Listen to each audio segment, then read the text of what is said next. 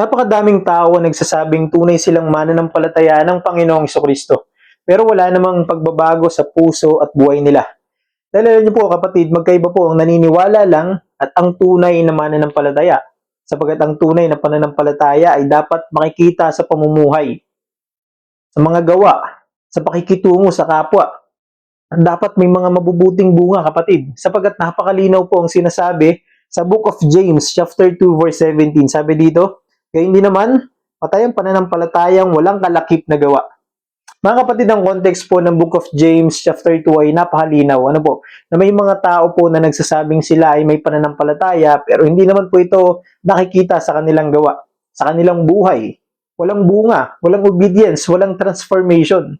Kaya dito po itinuturo ni Apostle James na ang tunay na pananampalataya ay buhay at gumagawa sa ating buhay. Hindi niya po sinasabi na naliligtas tayo sa pamamagitan ng mabubuting gawa, kundi ang tunay na pananampalataya ay nagbubunga ng mabubuting gawa. Again, kapatid, lininawin ko po ulit, hindi po tayo maliligtas ng ating mga mabubuting gawa. Malinaw po yan sa Ephesians chapter 2, verse 8 to 9. Sayin po natin yung verse 8, sapagkat dahil sa kagandahang loob ng Diyos, kayo ay naligtas sa pamamagitan ng pananampalataya. At ito'y kaloob ng Diyos at hindi mula sa inyong sarili. Verse 9, hindi ito bunga ng inyong mga gawa, kaya't walang may pagmamalaki ang sino man. Ngunit kung ikaw po ay tunay na kay Kristo at ligtas na kapatid, dapat po ay may bunga. Dapat po ay makikita yon sa buhay mo. Sabi nga po doon sa verse 10, sabi niya rito, sa pakikipag-isa natin kay Kristo Jesus ay nilikha niya tayo para sa mabubuting gawa. Ibig sabihin kapatid, salvation is by grace through faith, not by works. Pero ang tunay na pananampalataya po ay hindi nananatiling walang bunga. Magandang halimbawa dito kapatid, si Apostle Paul. Ano po? Siya po noon ay dakilang manguusig ng mga mananampalataya at lingkod ng Panginoong Jesucristo. Ngunit nung nagpakita po sa kanya ang Panginoon at tinanggap niya po si Kristo sa kanyang buhay, sa kanyang puso kapatid, nagbago po ang kanyang puso. Nagbago po ang kanyang pamumuhay. Mula sa pagiging dakilang manguusig ay naging dakilang disipulo po siya ni Kristo. At ikaw, ako, tayo po nakabilang sa mga mananampalataya ni Kristo ay dapat ay pinamumungahan ng mabubuting bunga at gawa.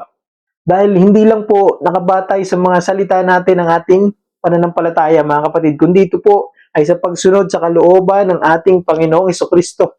Kaya ngayong Holy Tuesday kapatid, tinatawag po tayo ng Panginoon na suriin ang ating puso. Tanungin mo ang sarili mo, totoo ba ang pananampalataya mo?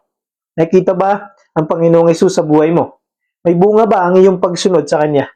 Kapatid, hindi po perpekto ang pagiging Kristiyano. Pero ang tunay na pananampalataya po ay hindi pwedeng walang transformation na maidudulot sa buhay mo at sa puso mo. At kung hiwalay ka pa, malayo ka pa, o nalalayo ka na sa kalooban ng ating Panginoong Jesucristo, kapatid, magbalik loob ka sa Kanya. Lumapit ka sa Kanya.